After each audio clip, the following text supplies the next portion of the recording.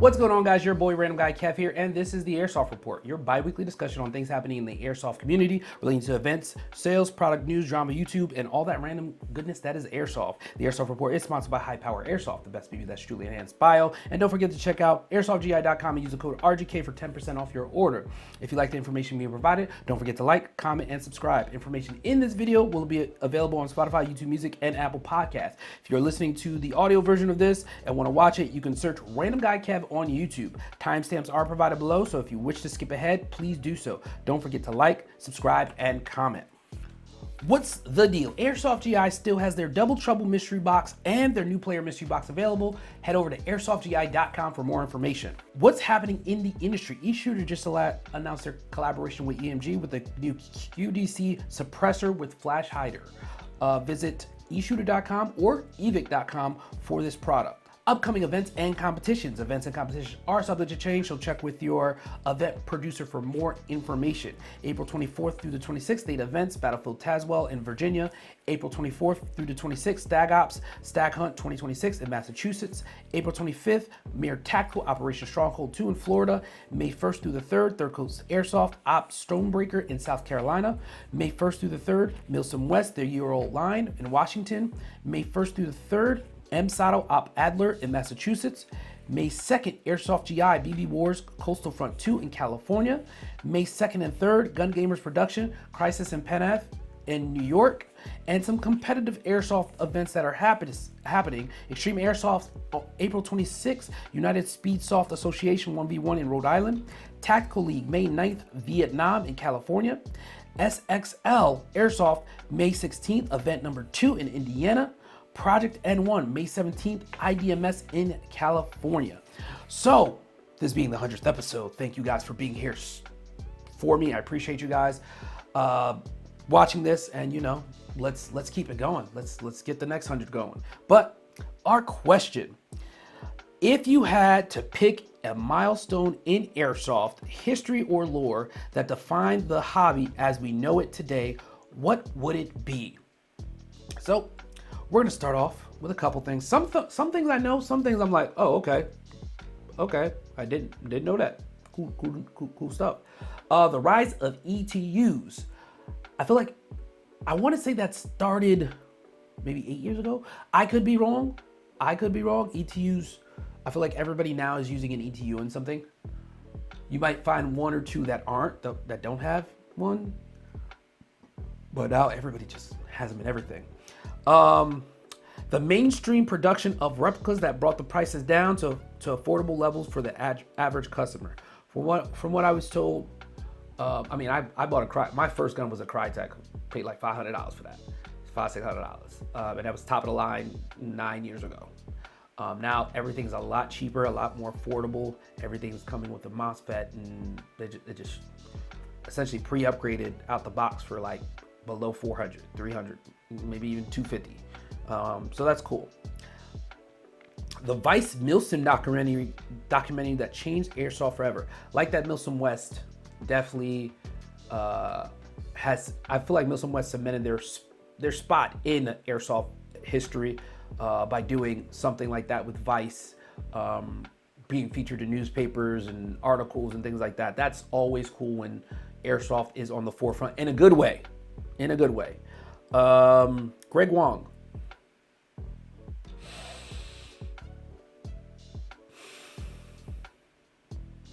If you know, you know. Just Google it. Just Google Greg Wong. You could Google Greg Wong, California, National Guard, National Guard impersonator. Yeah, do that one. Dye mask. I mean, I wasn't always a dye mask person. I mean, they've been around since paintball. So, okay, I guess. No full auto in the building, OC Airsoft. Yeah, I mean, that video has circulated so much, and it continues to get recirculated. Yeah. Scott the Doggy. I mean, he was one of the first ones that I started watching on it when it came to YouTube, Airsoft on YouTube. So definitely, and he's still kicking it. He's still doing this, dropping videos and things like that. So always good stuff. Airsoft Pro League. More of a US thing, before KWA Fight Night, and everybody started streaming things and things like that. And Airsoft Pro League came out, said they was going to do a big production, like pay-per-view styled airsoft. But it just didn't work, because it seemed like it was a scam. Personally, for me, you can watch my old videos. I did a thing on it. Personally, it seemed like it was a scam, and it came out to be a scam.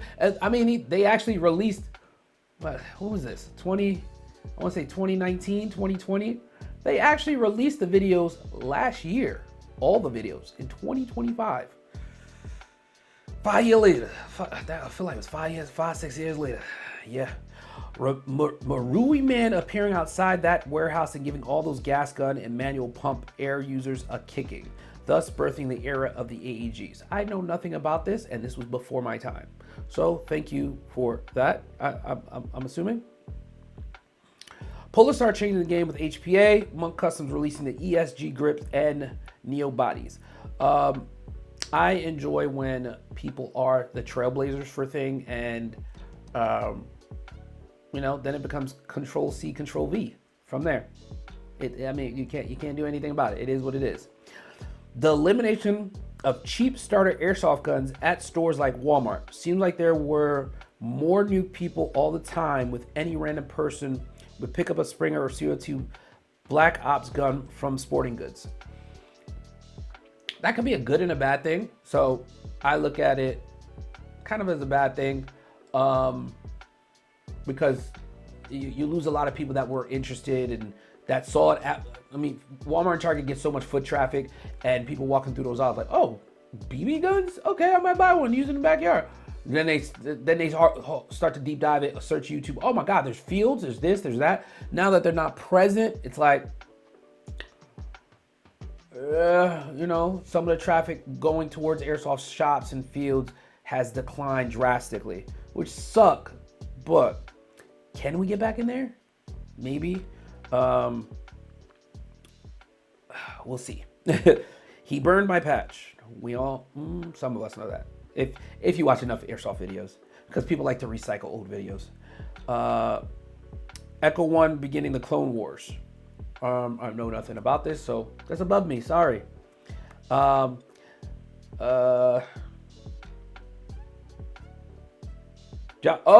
Warren going to his first Milsim. Yes, Josh Warren is you can say the creator of Milsim West. One of the creators. He's the big dog over there at Milsim West. So being the Milsim West being a powerhouse now, it's again great, amazing. The introduction of Chinese, Taiwanese AGs to the market when TM was the only player in the game. Damn, I'm old.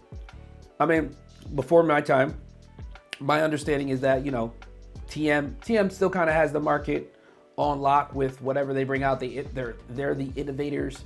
They're the ones that can do things. But, having more players in the market, creating more competition means better quality things, better pricing on things, which is always cool.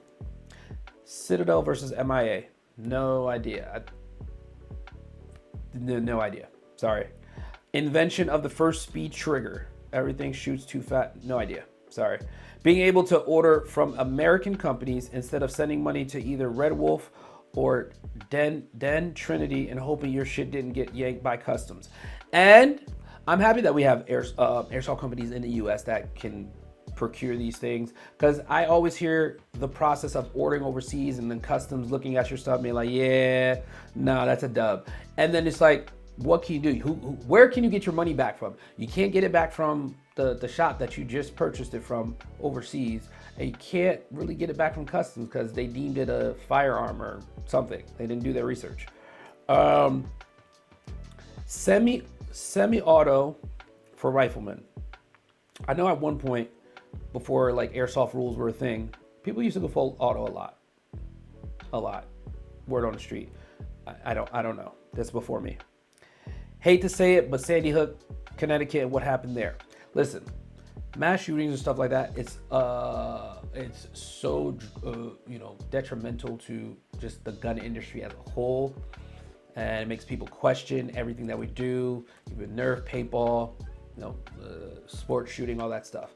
So the more education we can provide to people for safety, how to be safe, and how to go see a therapist, go seek help, seek help for whatever issues you're going through. That's what we got to throw out there to people and then kind of go from there.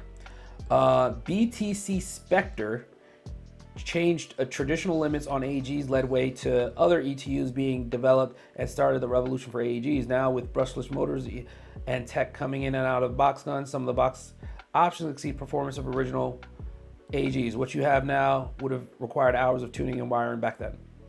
Again, I'm not that old, so I don't know. Sorry. My bad. Introduction of optical sensors on MOSFETs, the single-handedly exploded the performance potential of the AEG system. I'm not a tech, so maybe, possibly. My bad, guys. Leave the comments down below.